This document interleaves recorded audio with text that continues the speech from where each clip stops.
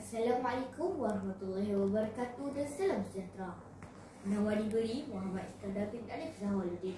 Izinkan saya menyampaikan madah highlight pada hari ini. Langit cerah sinar matahari, burung berkicau yang berseri. Ucapan ini saya mulai dengan hormat penuh berisi.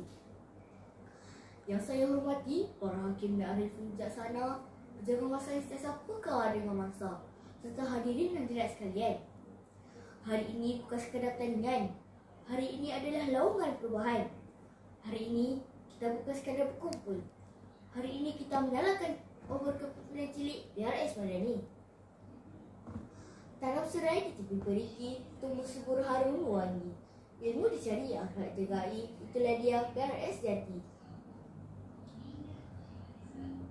Hadirin yang dihormati sekalian, dalam era globalisasi ini, kemajuan teknologi tanpa sempadan. Kita memerlukan pemimpin cilik, berani, berintegriti dan berakhlak tinggi.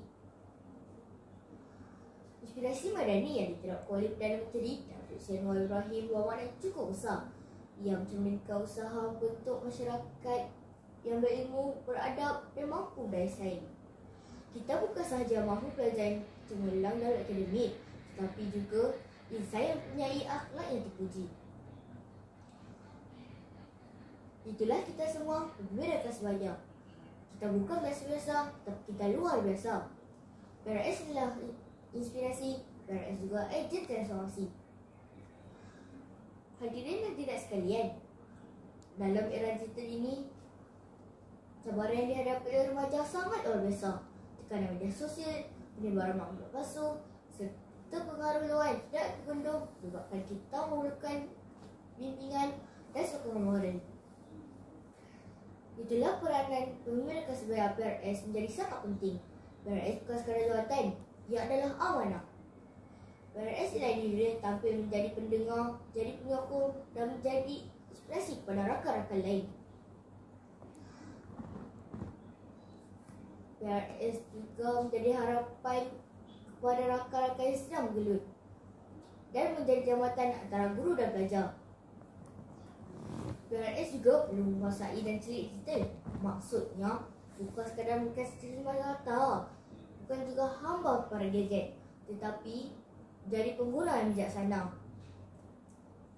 Wahai sahabatku, celik digital saja tidak mencukupi. Kehidupan perlu dihiasi dengan akhlak yang terpuji. Ingatlah, teknologi boleh membawa kepada kebaikan. Akan tetapi, jika disalahgunakan, ia mampu membawa kepada keburukan. Paling utama adalah akhlak yang terpuji, merupakan tunjang pada semua, bukan sekadar pakaian sopan.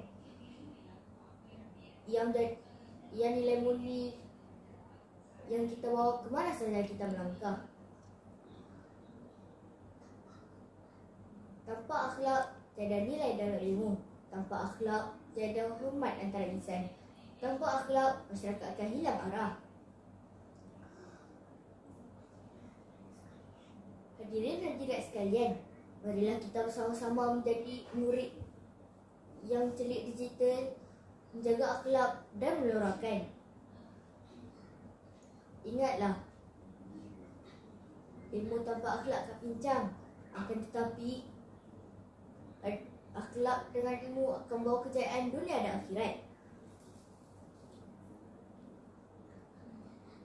Akhlak adalah cahaya yang menuntut arah.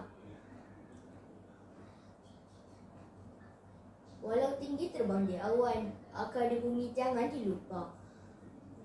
Ilmu dan adab seiring sejalan, itulah bekal insan berjaya. Hadirin sekalian, jangan sesekali kita meremehkan peranan PRS. PRS, kitalah jantung yang menyokong dunia dari sahabat. Kitalah suara di sebalik kesunyian, dan kitalah harapan di sebalik keputusasaan.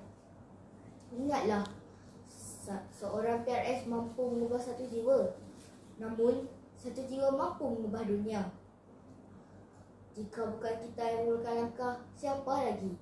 Jika bukan sekarang, bila lagi? Bangkitlah bukan sebagai penonton, tetapi sebagai pelakon yang menyatukan hati, mencorak minda dan membina jati diri.